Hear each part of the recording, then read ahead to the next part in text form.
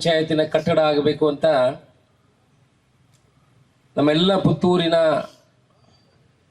ಬಂಧುಗಳ ಬೇಡಿಕೆ ಇತ್ತು. ನಾನು ಇಲ್ಲಿ ಶಾಸಕನಾಗಿ ಬರುವಾಗ ನಮ್ಮ ನವೀನ್ ಭಂಡಾರಿ ಅವರು ನನ್ನ ಹತ್ರ ಒತ್ತಡವನ್ನು ಹಾಕ್ತಾ ಇದ್ರು. ಸರ್, 50 ಲಕ್ಷ ರೂಪಾಯಿ ಬಂದಿದೆ, ನಾವು ತಾಲೂಕು ಪಂಚಾಯತಿನ ಬಿಲ್ಡಿಂಗ್ಗಳನ್ನು ಕಟ್ಟಬೇಕು ಅಂತ.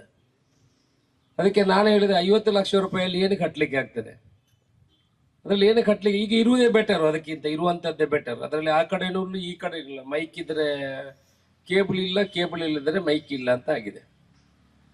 ಆದ್ರೆ ಇವತ್ತು ಬಹುಶಃ ಈ 5.5 ಕೋಟಿಯಲ್ಲಿ ಈ ಕಟ್ಟಡ ಆಗ್ಬೇಕಿದ್ರೆ ನಮ್ಮದು ಒಂದು ಪ್ರಯತ್ನ ಇದ್ರೆ ಅದರಲ್ಲಿ ಹೆಚ್ಚಿನ ಪ್ರಯತ್ನ ನಮ್ಮ ನವೀನ್ ಭಂಡಾರಿ ಅವ್ರದ್ದಂತ ನನಗೆ ಹೇಳಲಿಕ್ಕೆ ಇಚ್ಛೆ ಪಡ್ತೀನಿ. ಯಾಕಂದ್ರೆ ಅವತ್ತಿದ್ದ ಈ ಜಾಗ ತಗೊಳ್ಳಿಕ್ಕೆ ತುಂಬಾ ಪರದಾಟ ಮಾಡಿದ್ರು. ನಮಗೆ ಅಲ್ಲಿ ಜಾಗ ಬೇಡ, ಅದನ್ನು ಹೊಡೆದು ಕಟ್ಟಬೇಕು ಅಂತ ಅಧಿಕಾರಿಗಳು ಅವ್ರಿಗೆ ಹೇಳಿದ್ರು. ಇರುವಂತಹ ಜಾಗವನ್ನು ಹೊಡೆದು 50 ಲಕ್ಷ ರೂಪಾಯಿದಲ್ಲಿ ನೀವು ಕಟ್ಟಿ ಅದನ್ನು ಅಂತ. ಅವರಿಗೆ ಒಂದು ಮನಸ್ಸಿತ್ತು, ಇಲ್ಲೇ ಕಟ್ಟಬೇಕು, ಇಲ್ಲೇ ಆಗಬೇಕು ಸರ್, ಸ್ವಲ್ಪ ದೂರ. ಕೆಲವರು ಹೇಳಿದ್ರು ಅದು ದೂರ ಆಗ್ತದೆ, ಹತ್ತಿರ ಆಗ್ತದೆ, ಜನರಿಗೆ ತಾಲೂಕು ಆಫೀಸು ಮತ್ತೆ ನಮ್ಮ AC ಕಚೇರಿ ಎಲ್ಲ ಹತ್ತಿರ ಆಗ್ತದೆ, ಅಲ್ಲೇ ಆಗ್ಬೇಕು ಅಂತ ಕೆಲವರ ಬೇಡಿಕೆ ಇತ್ತು. ಅಲ್ಲಿ ಎಷ್ಟು ಮಾಡಿದ್ರು ಅಲ್ಲಿ ಸರಿಯಾದ ವಾಹನ ನಿಲ್ಲಿಸಲಿಕ್ಕೆ ವ್ಯವಸ್ಥೆಗಳಿಲ್ಲ. ಇನ್ನೊಂದು ಇಷ್ಟು ದೊಡ್ಡ ಕಟ್ಟಡ ಮಾಡಿದ್ರೆ ಅಲ್ಲಿ ಏನು ಮಾಡಲಿಕ್ಕೆ ಸಾಧ್ಯ ಇಲ್ಲ. ಅದಕ್ಕಾಗಿ ಸ್ವಲ್ಪ ವ್ಯವಸ್ಥಿತ ರೀತಿಯಲ್ಲಿ ಇದೇನು ಇನ್ನು ನಗರದಲ್ಲಿ ದೂರ ಆಗುದಿಲ್ಲ. ಈ ಕಡೆ ಹೈವೇಯಿಂದಲೂ ಬರಬಹುದು, ಆ ಕಡೆಯಿಂದಲೂ ಬರಬಹುದು, ದರ್ಬೆಯಿಂದಲೂ ಬರಬಹುದು. ಇನ್ನು ಪುತ್ತೂರಿನಲ್ಲಿ ಸಿಟಿ ಬಸ್ ಕೂಡ ಆಗ್ತವೆ ಮುಂದಿನ ದಿವಸಗಳಲ್ಲಿ. ರಿಕ್ಷಾದವರು ಸ್ವಲ್ಪ ಅವ್ರಿಗೆ ತೊಂದರೆ ಆಗ್ತದೆ ಅಂತ ಹೇಳ್ತಾರೆ, ಅದಕ್ಕಾಗಿ ಸ್ವಲ್ಪ ಕಾದಿರುವಂಥದ್ದು.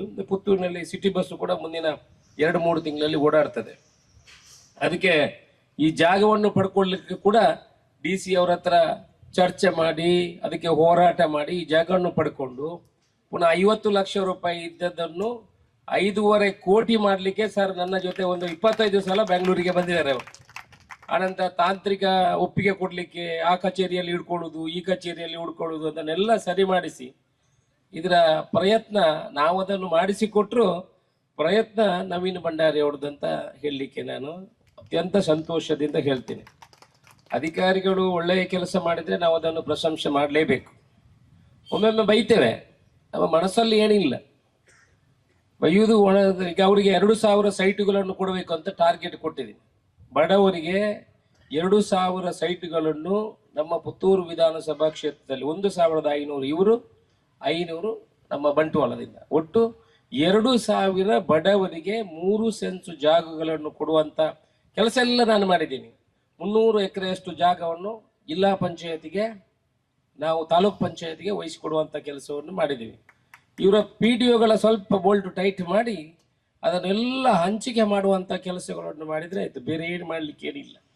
ಅದಕ್ಕೆ ಅನುದಾನಗಳನ್ನು ನಾವು ಕೊಡ್ತೀವಿ ಅಂತ ಹೇಳಿದ್ವಿ. ಸ್ವಲ್ಪ ಲೆವೆಲ್ ಮಾಡಲಿಕ್ಕೆ ಬಾಕಿದಕ್ಕೆ ಏನೆಲ್ಲ ಅನುದಾನಗಳು ಬೇಕು, ರಸ್ತೆಗಳಿಗೆ. ಈಗ ಬಡಗನ್ನೂರವರ ಊರಲ್ಲಿ 11 ಎಕರೆ ಇಟ್ಟಿದ್ದಾರೆ, ಅದಕ್ಕೆ 1 ಕೋಟಿಯಷ್ಟು ಅನುದಾನವನ್ನು ಇಟ್ಟಿದ್ದೀನಿ ರಸ್ತೆ ಮಾಡಲಿಕ್ಕೆ.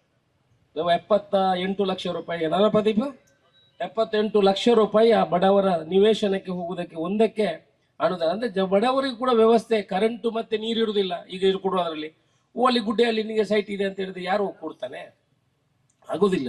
ನೀರು, ಕರೆಂಟು, ರಸ್ತೆ ಅದನ್ನು ಕೊಡುವಂತ ಕೆಲಸಕ್ಕೆ ಆದ್ಯತೆ ಕೊಟ್ಟು ಲೆವೆಲ್ ಮಾಡಿ 2,000 ನಿವೇಶನಗಳನ್ನು ನಮ್ಮ ನವೀನ್ ಭಂಡಾರಿ ಅವರು ಇದ್ದೇ ಇಟ್ಕೊಂಡು ಈಗ ದೊಡ್ಡ ಬಿಲ್ಡಿಂಗ್ ಮಾಡಿದ್ರೆ 5.5 ಕೋಟಿಯಲ್ಲಿ.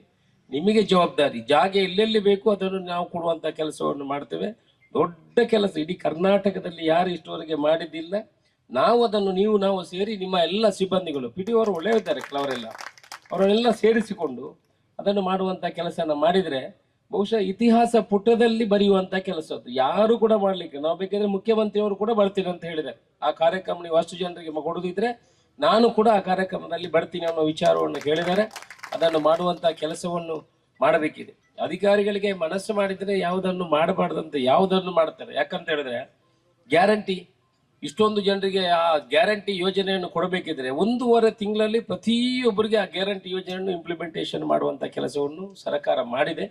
ಆ ರೀತಿ ಇದು ಕೂಡ, ಈ ಕಟ್ಟಡ ಕೂಡ ಹಾಗೆ. ನಮಗೆ ಪುತ್ತೂರಿಗೆ ಏನು ಇವತ್ತು ಪ್ರಸ್ತಾವನೆಯನ್ನು ಮಾಡಿದ್ರು, ಮುಂದೆ ಜಿಲ್ಲೆ ಆಗುದಿದ್ರೆ ಪುತ್ತೂರು ಜಿಲ್ಲೆ ಆಗ್ತದೆ. ಅದಕ್ಕೆ ಬೇಕಾಗುವಂತ ವ್ಯವಸ್ಥೆಗಳನ್ನು, ಇಲ್ಲಿ ದೊಡ್ಡ ದೊಡ್ಡ ಮೀಟಿಂಗ್ಗಳನ್ನು ಮಾಡಲಿಕ್ಕೆ ನಮಗೆ ಯಾವುದೇ ಕಚೇರಿಗಳು, ಸರಿಯಾದ ಕಚೇರಿಗಳು ಇಲ್ಲ. ಬಹುಶಃ ಎಲ್ಲ ಇದರಲ್ಲಿ ಜೋಡಿಸಿಕೊಳ್ಳುವಂತ ಕೆಲಸವನ್ನು ಅವರು ಮಾಡಿದ್ದಾರೆ ಅಂತ ತಿಳ್ಕೊಂಡಿದ್ದೀನಿ. ಟೆಂಡರ್ ಪ್ರಕ್ರಿಯೆ ಮುಗಿದಿದೆ.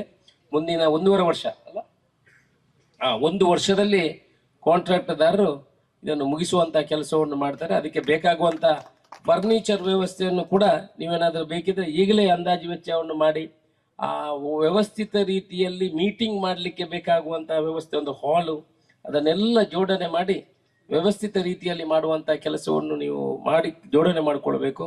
ಈಗ ತಾನೇ ಪಂಚಾಯತ್ ಮಟ್ಟದಲ್ಲಿ ಯಾರಿಗೆ 1200 ಸ್ಕ್ವೇರ್ ಫೀಟ್ ಮನೆ ಕಟ್ಟಿದವರಿಗೆ ಕರೆಂಟ್ ಕನೆಕ್ಷನ್ ಕೊಡ್ತಾ ಇರಲಿಲ್ಲ ಇಷ್ಟುವರೆಗೆ. ಅದಕ್ಕೆ ಕೂಡ ನಿನ್ನೆ ಕ್ಯಾಬಿನೆಟ್ ಅಲ್ಲಿ ಕಾನೂನನ್ನು ಪಾಲಿಸ್ ಮಾಡುವಂತ ಕೆಲಸವನ್ನು ಮಾಡಿದ್ದೇವೆ.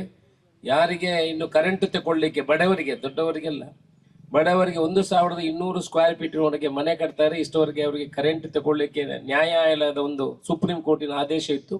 ಅದಕ್ಕೆ ಪೂರಕವಾಗಿ ಕಾನೂನನ್ನು ಮಾಡಿ ಅದಕ್ಕೆ ಕೂಡ ವ್ಯವಸ್ಥೆಯನ್ನು ಮಾಡುವಂತ ಕೆಲಸವನ್ನು ಮಾಡಿದರೆ ತಳಮಟ್ಟದಲ್ಲಿ ಬಡವರಿಗೆ ಯಾವ್ದಾವ್ದು ವ್ಯವಸ್ಥೆಗಳಾಗಬೇಕಾ ಅದಕ್ಕೆ ಸ್ಪಂದನೆ ಕೊಡುವಂತ ಕೆಲಸ ಬಹುಶಃ ಸರ್ಕಾರ ಮಾಡುವಂತ ಕೆಲಸವನ್ನು ಮಾಡಿದೆ. ಇವತ್ತು 5,50,00,000 ರೂಪಾಯಿಯಲ್ಲಿ ಪುತ್ತೂರು ಚಾಲೋಕ್ ಪಂಚಾಯತ್ನ ಕಟ್ಟಡಕ್ಕೆ ಶಿಲಾನ್ಯಾಸವನ್ನು ಅತ್ಯಂತ ಸಂತೋಷದಿಂದ ಮಾಡಿದ್ದೀವಿ.